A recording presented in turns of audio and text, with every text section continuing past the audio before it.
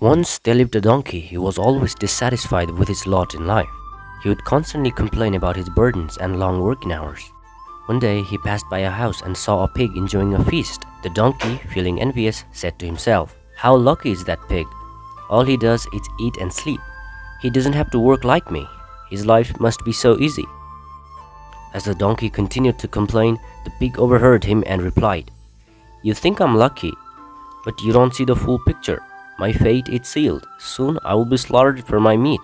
Enjoy your freedom and hard work, for it is better than living a life of luxury, destined for a grim end." Well, respectfully speaking, we are more similar to that donkey than we think we are. Today's video explores how our daily complaining makes our life miserable and how can we avoid it.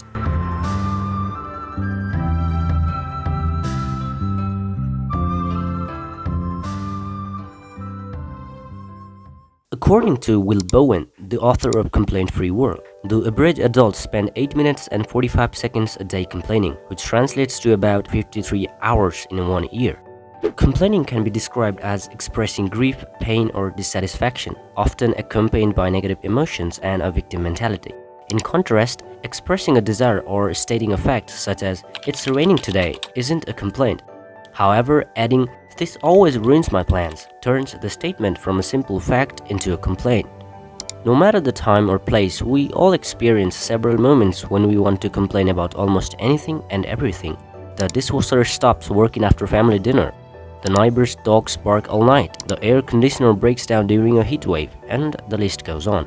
While complaining isn't inherently bad, but when it becomes habit, it can become harmful in several ways. Frequently complaining indicates a lack of acceptance in your life circumstances and not working to change it either. When you complain, you present yourself as a victim. Still, most of us complain. While complaining may feel like a natural response, it drains time and energy out of us. Complaining may not be time-consuming in itself, but thinking of certain things that we complain about, we spend a lot of our time and it reduces our focus and productivity in the work we are doing. It is emotionally and physically taxing on yourself and those around you.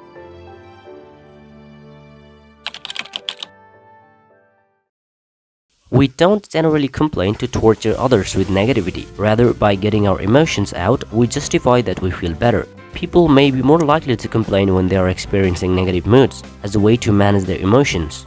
By venting their feelings, they hope to lessen the severity of these distressing emotions. The problem with this is that people complain more when they are in bad mood. Their complaining then leads to further negative mood, creating even worse mood than they had before, and the cycle continues. Most of the time, we complain due to one of these reasons: to get attention. We have often seen it in a platform such as social media. We want people to pay attention to us. Yes, it's that simple. One key reason people complain is to get attention. This attention-seeking behavior is diverse, including the need for validation, connection, sympathy, and support. When we complain, we seek validation, sharing our experiences and emotions with others, hoping they will acknowledge our feelings. This reassurance is crucial as it confirms that our concerns are legitimate and that we are not alone.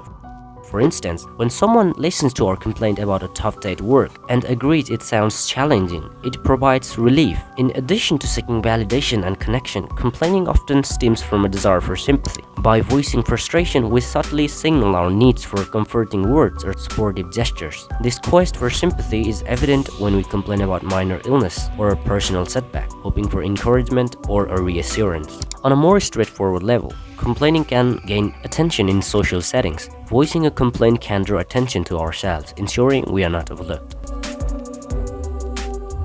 To remove responsibility.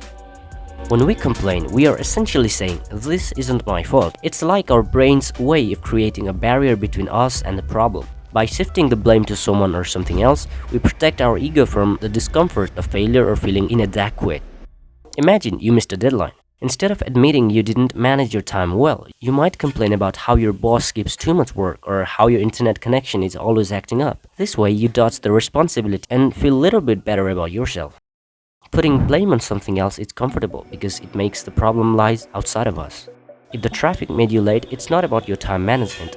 If the team didn't deliver, it's not about your leadership. Complaints direct attention from what we could have done differently and onto the favors we cannot control, which feels safer and less threatening.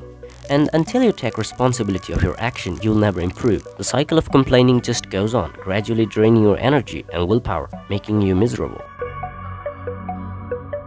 Due to social factors. Other people can also influence how often people are more likely to complain.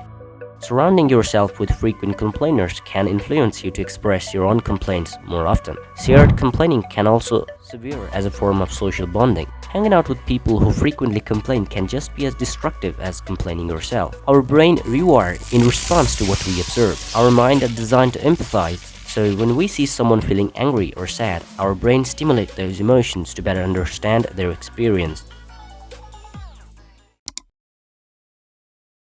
To put it simply, yes. As I've said before, by complaining, we hope to lessen the severity of distressing emotions, but science suggests there is serious flaw in that reasoning. Not only does expressing negativity tends not to make us feel better, it's also catching, making listeners feel worse. It's also bad for our brain and our health. Yes, really. While we may think that we are just venting, in reality, complaining has significant impact on our brain and our happiness. Complaining results in numerous issues. It creates division, delays productive work, spreads dissatisfaction, agitates others, breaks trust, and portrays the complainers as negative. In essence, we become the negativity we are raging against, allowing it to poison the environment around us. Even more damaging, our complaining intensifies the original frustration, amplifying annoyance. In other words, the complaining culture expands. The amount of time you spend thinking about it extends for hours, days, and sometimes even weeks. And you have multiplied the people who are also thinking and talking about it. Meanwhile, our complaining improves precisely nothing. In fact, the greatest issues might be that complaining leads to inaction. If we let ourselves feel the energy of our frustration without needing to vent it right away, we could harness that energy into something productive. We could direct it constructively rather than letting it fade away aimlessly. So now let's see some points that help us stop complaining. Focusing on your blessing can help you escape a bad mood and redirect your attention from frustrations. It's difficult to complain when you're aware of your good fortune. Research indicates that practicing gratitude enhances well-being, life satisfaction, and mood while reducing feeling of depression. You can also make a gratitude journal. One great way is to make a gratitude journal. This is essential and helps in so many ways. So instead of using Instagram as a platform to showcase how grateful you are, try and keep a diary that speaks about all the things that are going well in your life. Write down a page every single day, and if there's a person you have gratitude for, let them know directly. One of the most renowned Stoic philosopher, Epictetus, once quoted, "If you can do it, why are you complaining? And if you can't do it, why are you complaining?" Great quote, by the way. Yes, it's actually that simple. You don't like something? Then change it. If it isn't changeable, then accept it. There's nothing you can do about it. Acknowledge the problem and let it go. Most of the time when we cause some trouble, we usually think about how bad the problem is, instead of trying to find out what went wrong, and not even trying to think about how to actually solve the problem, shifting the blame to something else. So instead of trying to shift the blame, ask yourself, how do you plan to improve next time? This question accomplishes two things. It puts responsibility on the person who underperformed and prompts them to create actionable solutions for future situations. By focusing on next time, it avoids making them feel attacked, thus reducing defensiveness. The most effective way to deal with complaining people is to stay away from them. Complaining attitude is contagious, but in the case of our loved ones, avoiding them is not a good option. Let's see what we can do in those cases. One of the most important things you can do is listen actively. Most of the time, people just want to feel heard.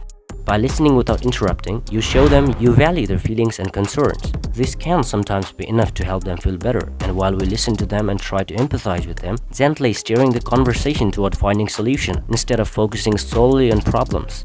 Asking questions like, what do you think could improve these situations? Encourage them to think constructively and shift the focus from just complaining to problem solving.